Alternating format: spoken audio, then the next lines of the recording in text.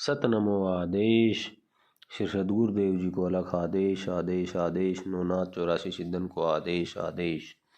मुस्लिम तंत्र क्या है और उसका प्रभाव क्या है और कौन लोग हैं जो उस तंत्र को करते हैं। सबसे पहली बात तो ये है, तंत्र किसी जाति और धर्म के मुताबिक नहीं अपनाया जा सकता।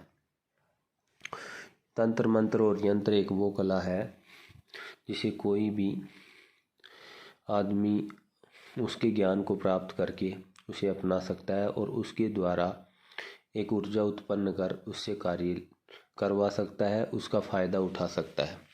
मुस्लिम तंत्र जैसा हमारा तंत्र है उसी प्रकार से इसी हमारे तंत्र का बिगड़ा हुआ स्वरूप जो मुस्लिम लोगों ने अपनाया, हमारे तंत्र को अपनाकर उन्होंने अपनी भाषा में और उर्दू अरबी फ़ारसी के अंदर उन लोगों ने उसकी एक विशेष तकनीकी एक विशेष कला के रूप में उसे उत्पन्न कर लिया है।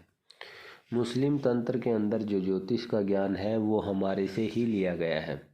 मुस्लिम तंत्र के अंदर जो नक्श ताबीज गंडा बनाए जाते हैं वो हमारे से ही लिए गए हैं, उनके पास में नहीं है। सिद्ध परंपरा और नाथ संप्रदाय से प्रभावित होकर कुछ मुस्लिम लोगों ने ये तकनीकियाँ अपनाई हैं और इसके द्वारा उन्होंने ऊर्जा क्रिएट कर ऊर्जा उत्पन्न कर विभिन्न कामों में, विभिन्न बीमारियों को ठीक करने में, विभिन्न परेशानियों को दूर करने में सफलता हासिल की है। सिद्ध परंपरा और नाथ संप्रदाय और तपस्वी योगी जो हमारे हुए हैं मुस्लिम संप्रदाय के, वे लोग जो न तो पूर्णतया हमारी सभ्यता और संस्कृति को अपना चुके, उन्होंने हमारी सभ्यता और संस्कृति को अपनाना चाहा लेकिन उन्होंने अपनी ही भाषा में और अपनी ही अविचार के द्वारा उसे पैदा किया है। ये जो लोग हैं ये हरे कपड़े पहनते हैं, गले में विभिन्न प्रकार की मालाएं रखते हैं, हाथों में मालाएं पहनते हैं, उस माला को तस्वी बोलते हैं, उसे घुमाते हैं। हमारी माला में 108 मन के होते हैं और इनकी माला में 100 मन के होते हैं। कुरान के अंदर कहीं भी माला जपने या रटने का कोई जिक्र नहीं है और ना ही तंत्र मंत्र और यंत्र का कहीं जिक्र है।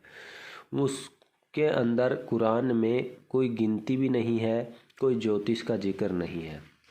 तो इसलिए जो लोग ये अपना रहे हैं वो कुरान को मानने वाले नहीं हैं, बाहर से बस फॉर्मेलिटी के रूप में है लेकिन वो हमारे ही सिस्टम को अपना रहे हैं। दूसरी बात, साबर मंत्र जो हमारी क्षेत्रीय भाषाओं में हुए हैं तो बीच के अंदर भारत के अंदर जो काफ़ी लंबे अरसे तक उर्दू अरबी और फ़ारसी का दबदबा रहा है, तो उस समय जब उस भाषा का बहुत भारी दबाव रहा तो जब साबर मंत्र जो हमारे पैदा हुए हैं, जो सिद्धों के द्वारा नई खोज की गई है, उसी प्रकार उन्होंने भी इसे अपना करके अपने खुद के मंत्र तैयार किए हैं और उन्हें सिद्ध किया है, जो उर्दू अरबी फ़ारसी के शब्दों से भरे हुए हैं।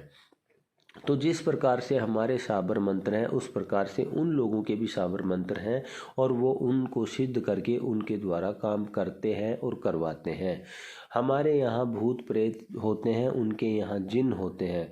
हमारे यहाँ चुड़ैल चंडाल होते हैं, उनके यहाँ खबीस होते हैं। तो इसी प्रकार से उनके यहाँ भी ये सब कुछ होता है।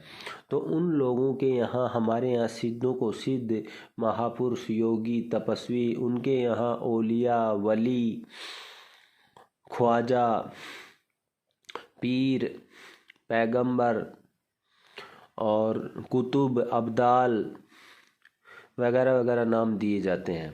ये पदवियां हैं, ये पोस्टें हैं जो उनको दी जाती हैं उनकी योग्यता के मुताबिक।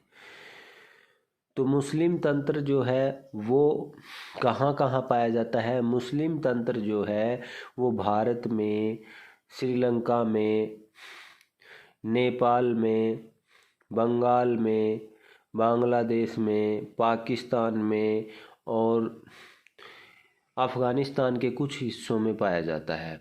उसके बाद में सऊदी अरब में मुस्लिम तंत्र मंत्र यंत्र नहीं है, वहाँ सिर्फ कुरान पढ़ा जाता है और उसके अलावा नहीं है।